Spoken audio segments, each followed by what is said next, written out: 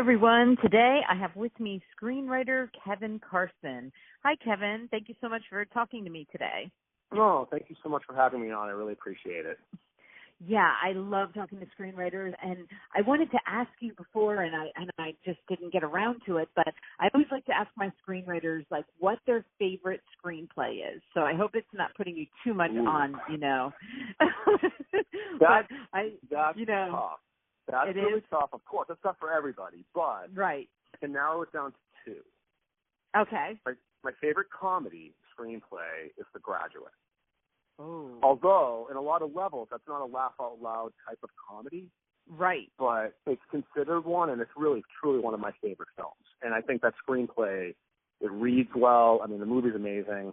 Mm-hmm. It's adapted from a book, but just done so well. I mean, really, that's a great one. And as far as dramas go, I always go back to the Taxi Driver screenplay. Wow. You're like old school. I like that. I am. I got, I'm a little older. I'm 45. I'm older than I look. People tend to think I'm, in my 20s, which is great. Thank you. But, but I do. I grew up watching these films, and when I was a kid, before cable, there was a broadcast station in my town that would air films unedited. So I ended up seeing Taxi Driver at the age of like 6 years old, which probably wasn't ideal. but it got me really interested in those old school movies. That's what really started for me.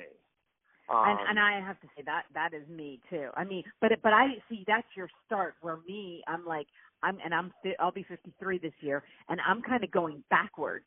Like, I'll go see a movie, and I'm like, I could just watch an old movie well, I'm a dialogue person, and I find that dialogue back then was just so much better because they had to rely on dialogue. Absolutely. Don't you think? Yeah, well, there's no CGI. It's so easy now with computers to do special effects, and people tend to like visual things more, I think. I still like talky movies as long as the dialogue's really crisp. Like Quentin Tarantino, he's pretty good at that. He can have some very, very, very long scenes that don't seem as long. The conversation's just so well written.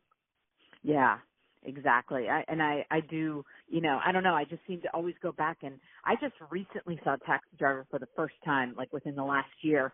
And yeah, because you go through the list and you're like, oh, I missed that. Like I always go through lists, like of best movies or whatever, and then you realize like, oh, okay, I never did see that. I've heard about it, never did see it, and then watched it, and it was like, wow, I didn't expect it to be quite as dark as it was, but it was amazing, It really is. It's just so artful. It really is.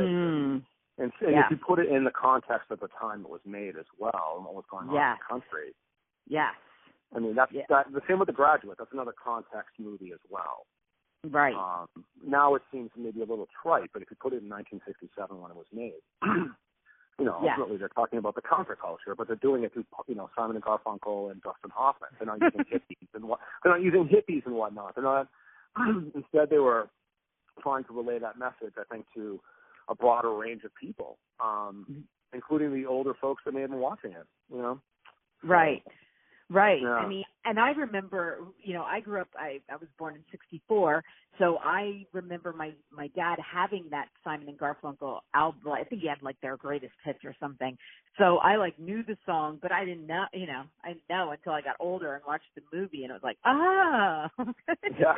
Oh, right. That's not to go off topic, but that is an amazing soundtrack. They did the whole thing, so that's a rarity these days. That's a rarity. It is a rarity, and it all works. That's a great movie, and I appreciate that. So that's awesome. So you have is it your own production company? Is that what Nana's Basement is for you? Yeah, ultimately, when I was in graduate school, I ended up making a short film for my thesis, and needed a production company name to go with it because I wanted to put it in the festivals. And at the time, to go through school, I was living in my grandmother's basement. So there you go. I made the movie basically out of the basement. So it was Nana's Basement Productions, and I've just held the name because I think it's funny.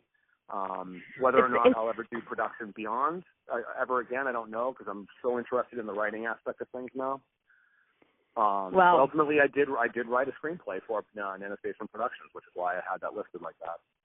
Yeah, and what I love about it is that I have my other thing that I do besides this is I crochet, and I have my crocheting website is called Love by Nanas because my nanas are the ones who taught me how to crochet. So when I saw that, I was like, oh, he has a nana. Like, he had to have had a nana or he wouldn't have said that, you know? Absolutely. Absolutely. so it was kind of endearing when I saw that. I was like, oh, everybody should have a nana. It's just, it's such a great sentiment, you know? I agree, and that's why I kept it. That's why I still acknowledge it, even though, like I said, I'm not really doing any production at this point. Right, but it was great. I had to ask you. That's why I wrote it down. Of course. Everybody asked me about that, where I came up with that name.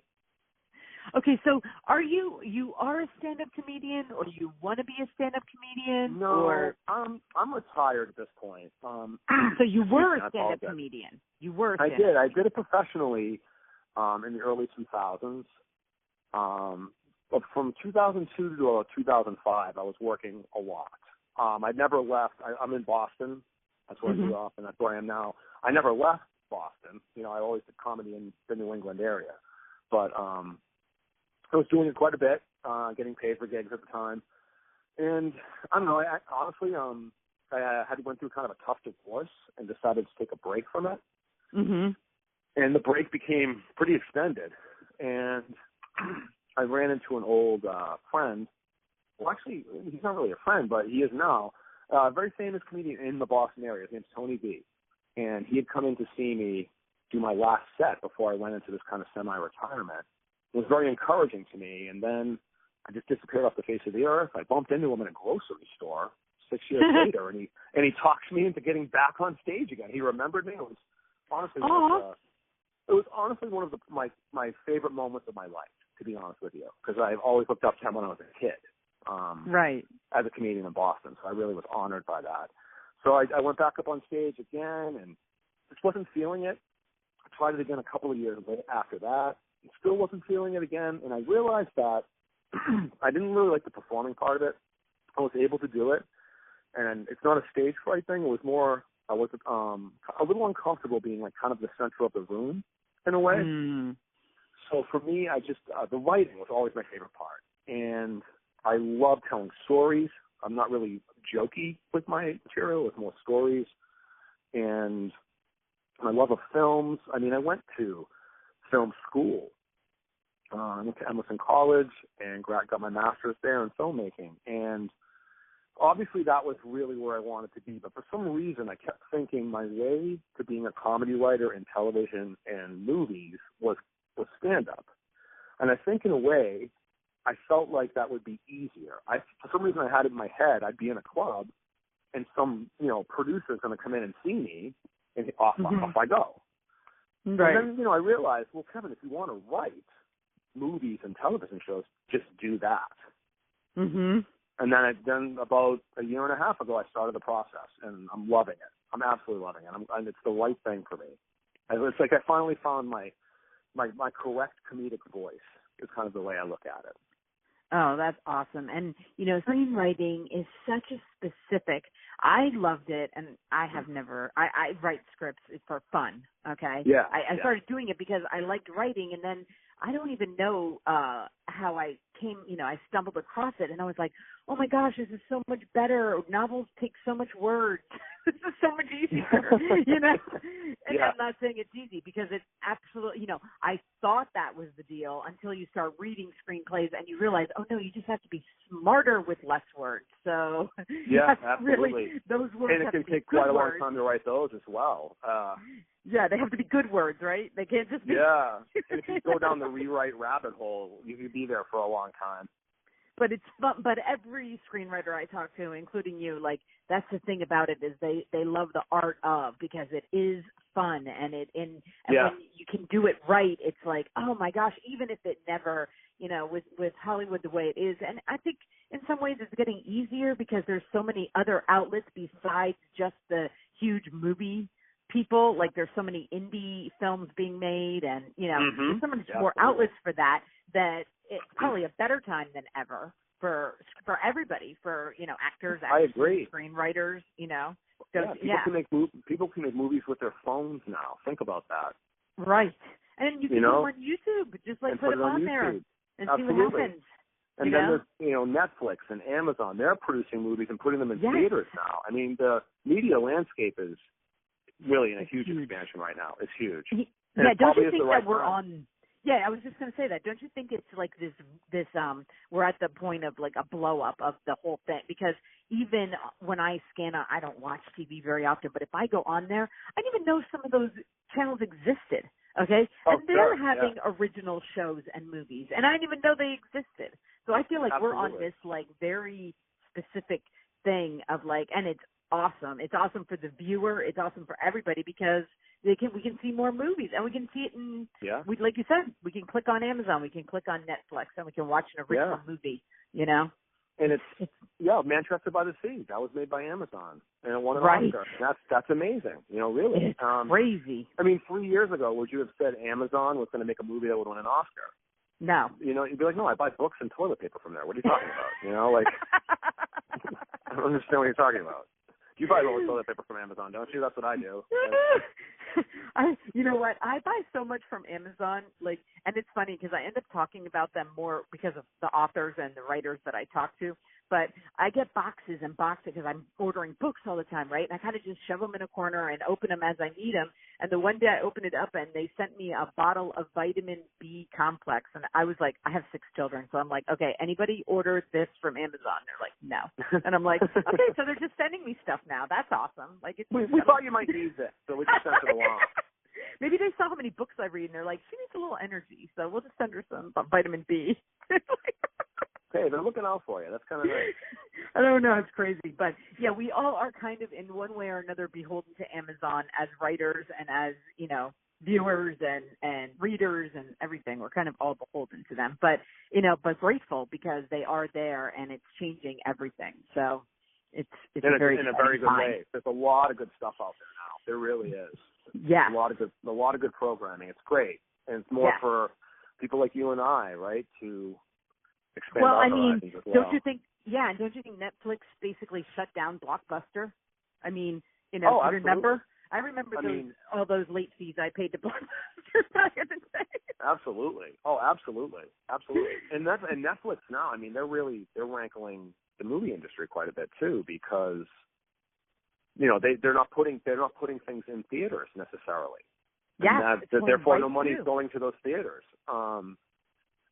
They just signed. Did you hear that they just signed Martin Scorsese to do a gigantic film with them, Netflix?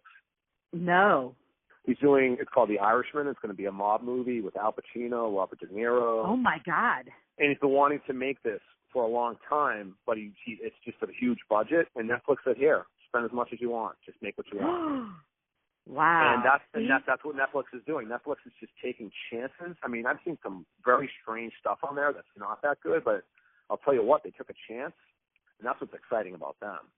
Exactly. I think so too. But what's interesting is like stuff that I think is, if I do come across something and I'm like, that's not my favorite, my kids will be like, oh my God, it's the best show ever. Like, so they do get their audiences, even if it's not me. Like they are finding. Oh, absolutely. Yeah. Absolutely. And my kids will find a series and they're like, all right, I'm binge watching this show this weekend, and then they'll just sit in front of Netflix for the entire weekend watching a 7-season, show. So, it's just that, and that's another thing. That's a series. They changed the way we watch series because how many times do you feel like turning on the TV and watching an episode of Scandal and waiting till next week to watch another episode of Scandal? Nobody wants to do that anymore. I don't want to do that. Tough. It's hard. I have to. I agree with that. That's tough to do if you find one of those shows. Mm-hmm. You have to wait I'll just 6 wait. days to see it again. I want to watch 8 of these in a row. That's not fair. Right, and you're just in your mind, you're like, and then new series will come on and you'll say, well, you know what, that might get canceled, so let's just wait that one out. Let's see if it's going to make it to a second season and then see if I feel like getting invested in something that, isn't going to get canceled right away. So they changed everything. That's a smart thing to do because I've gone down that alleyway where all of a sudden the show you enjoy is gone forever. Right. And we didn't have a choice because we didn't know and we weren't in the know of whether the the cable was going to, whatever, ABC or, if they felt like renewing it. We just had to wait till the end of the season to find out, So it's changed everything. But let's talk about what you've written, okay? So you wrote a script called Love Offline. Yeah. Now, what is going on with it?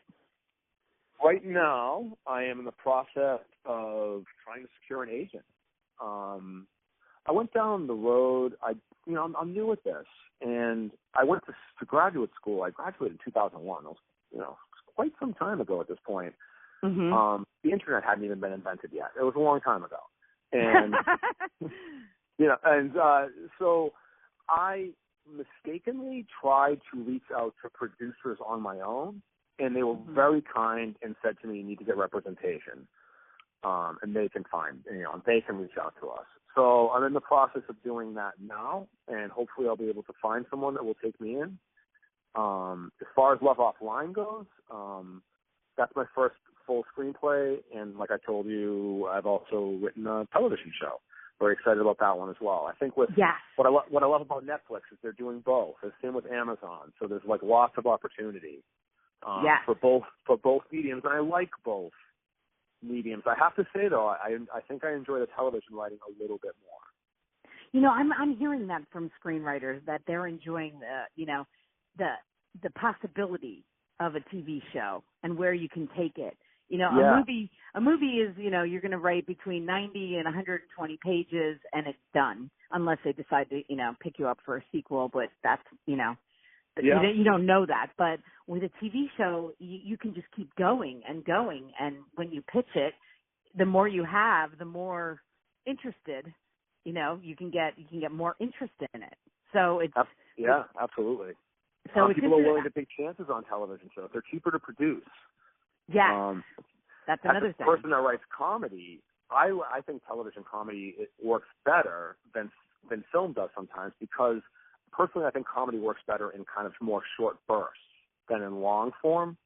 I think a lot of times movie comedies, unless they stay in that, they keep it to a crisp 90 minutes. If it goes beyond that and there's too much story almost, the laughs will die here and there. A good example for that for me is the movie Wedding Crashers, which I actually loved. Right. It was very funny, but there comes a point in that movie where they have to get to the story.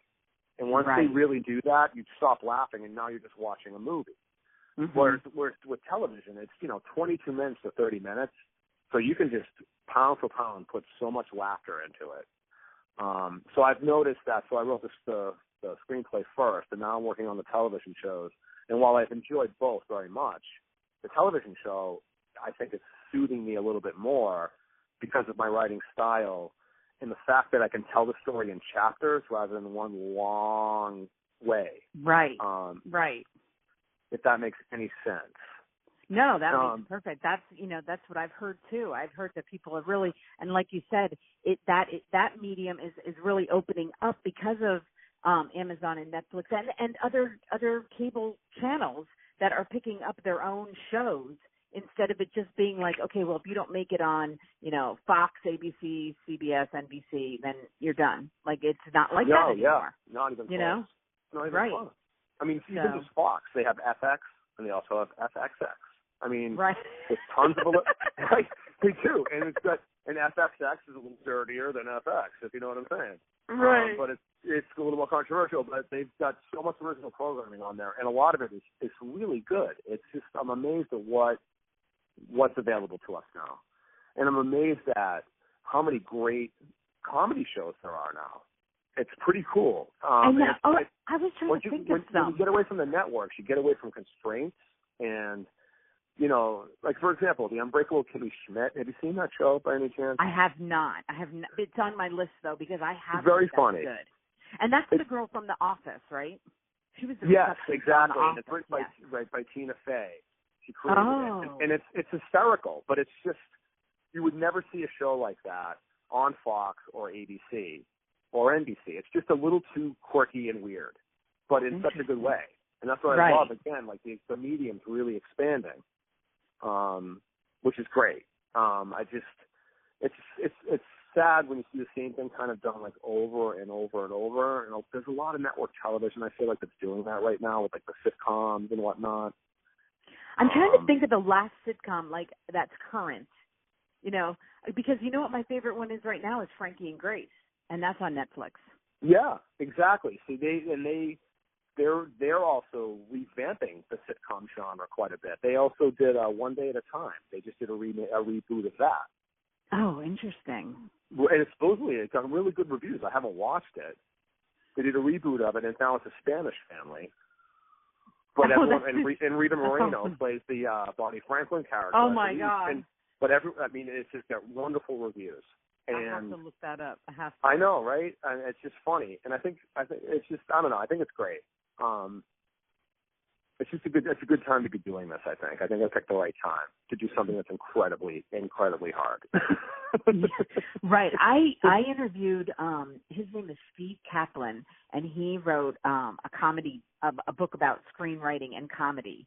And so when I interviewed him, I told him before the interview, I said, you know, what is your favorite movie? And he said Groundhog Day. And I said, okay, well, we're going to talk about, you know, I kind of want to do, he was all over YouTube, and I didn't want to do the same interview with him that everybody else was doing, you know. So I said to him, do you mind if we tear apart Groundhog Day? And you tell me what worked and what didn't work. And he was like, no, let's do it. So we did that, and it was so much fun. But that's really cool. Yeah, that sounds good.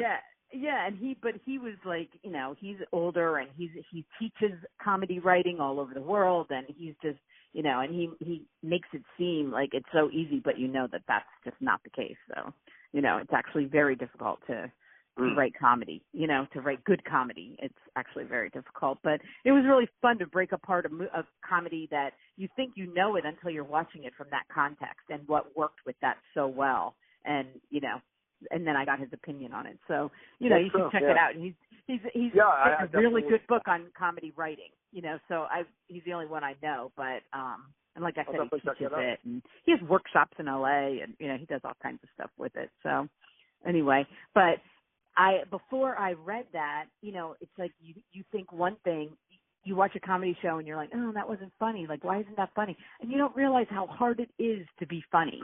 Like, it's not easy. Yeah, I know. It can be very hard. It can. Right. I think sometimes harder. Too, you just have it and you don't. You know, it's one of those types of things too. Like, I was a funny kid. I was just a funny little kid. You know, and you meet kids like that sometimes. You know, they were 5 years old and they were hilarious, and you just know that kid's going to be hilarious when he gets older. You know. Well, I have 6.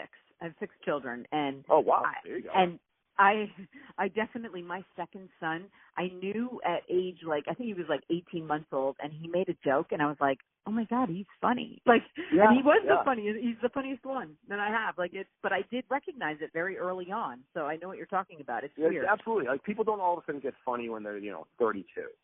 You know, like just all of a sudden, your friend from for 15 years just hilarious out of all of a sudden, you know.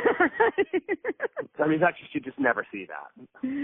Right, that's true. Yeah, I never really thought about it. There's always that funny kid, you know. There's always the funny kid in the class, and that's right. They're the fun, you know, because that's their thing. That's what they do well, that's you know. Thing. Yeah, they make everybody laugh, and they tell good stories, and you know. So. Okay, so while you're doing this and you're going out there and looking for an agent, because I've talked to a lot of screenwriters. It's a tough process. It's not that's not the funnest part of the whole thing, because I know all you just want to do is write. You know, you don't want to have to be searching for that. But can you keep is that what you doing like during the day? Is that still your day job is writing, or do you have to do other things? I have an actual job during the day. I do graphic design for a national retailer. Oh, nice. And then it's yeah. It's not that nice, but hence me wanting to break out of that. But it's tough. It's tough. It's a tough balance. I work very hard at my job. I come home and I got to almost basically start with my second shift, and then I start what I consider my second job, and I start writing. And I do that until I'm tired and have to go to bed and just start it over. And then I have the weekends, of course, which is great. Right. And Kevin, 45 is the new 20. So, you're just starting. Really? Because I don't feel like it is. I mean, I might look like it, but my body's telling me a very different If anything, 45 is the new, 80, is what it's like. It's what my body's saying. It's really interesting, though, that I was talking to a guy today. He retired and decided to take up screenwriting. So, he was a social worker, and now he's, 60. He went to Screenwriting U, just started taking up screenwriting, started getting out there. And he's like, I'm not stressed about it because it doesn't even matter. And he's like, he gets a lot of ghostwriting things and stuff. But, I mean, that's what I mean. You can still go on and do other things, and that's what's awesome. And, screenwriting is one of those things that you can, wake up one day and say, you know what, I feel like doing this. I think this is what I'm going to do. Yeah. Yeah, there's never too late for that. That's for sure. There's no age limit on. Actually, I was telling him, I think the older that you get, the stories just get more rich. I mean, what does a 20-year-old know about, a good story? No, you're absolutely right. I mean, it's just your language, everything changes. And your mindset, the way you view things, something that happened to you when you were 20, you might have a very different take on when you're 60. Right, and just like you said, when you went through your divorce, I just went through a divorce 5 years ago. When you're 20, you haven't been divorced. You don't know, there's stuff you're just not going to know. You haven't had kids. You haven't had, there are so many experiences that you haven't had where, you can get good, that you can get the feeling, just even the feeling into it. It's just very difficult for them to do, I think, So did your ex-husband become a lesbian like my ex-wife did? I'm just curious. I'm just wondering. I'm wondering if we had a shared experience there. That's all. No, but are you serious? Oh yeah. That sounds like I tell everybody, I'm just lost from Friends, guys. That's all. It's not. That's right. But you know what? It reminds me of Frankie and Grace. Did you ever see that? I know. I haven't watched it. Oh no, you have to watch it because they all grew up together, two married couples and their husbands, which is Martin Sheen and the guy from Law and Order, which I can't think of his name at the moment. Just they've been hiding their gay relationship for 20 years, and they finally get out themselves, and then they're like, oh, no wonder they always were together. But then they have to figure out how to be that age and single while their husbands went off and got married to each other.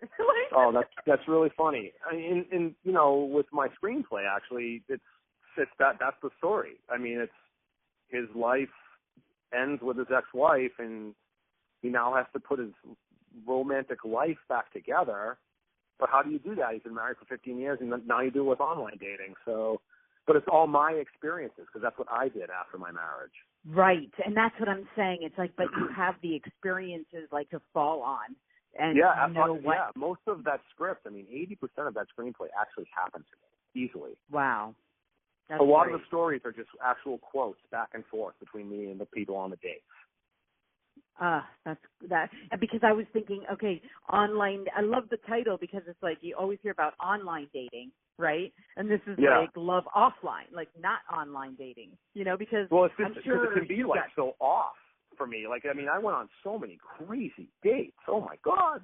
It's just so. Therefore, for me, it's how about love offline? Actually, it can be pretty off sometimes when you do that.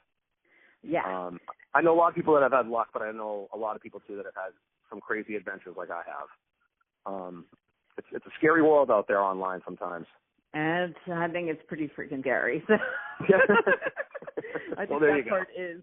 I think it is pretty scary. But I'm so happy that I got to talk to you because you're so much fun, and I just know you're going to find a voice for this. I really do. Oh, that's so great. Thank you. Thanks for having me on. This has been great. Yeah, and please keep me in touch. I will post this interview on all my social media, and I'd like to when things happen, I want to know about it. I want to talk to you again. That would be going. Absolutely. I would absolutely love to keep you in touch with you and let you know how things are progressing. Absolutely. Yeah, because I love to hear that. I want to keep it with all the new authors, and I'm please keep me. We can, this isn't just a one-time thing. We can stay in touch and then update everybody else. And when things, that's the way. That is marketing today, anyway. It is social media, and it is word of mouth, and that's how people will know exactly what's going on. And adding one more person is just doubling your social media. So you just keep absolutely. Yeah. And if you ever want to read any of my stuff, just let me know. I can always send it along. No, I do. I was just going to ask you that. Do you mind if I read it? No, send it absolutely. to me. I could definitely email you some stuff. Absolutely. Awesome. I would love to read it. So that's perfect. So you have a great night.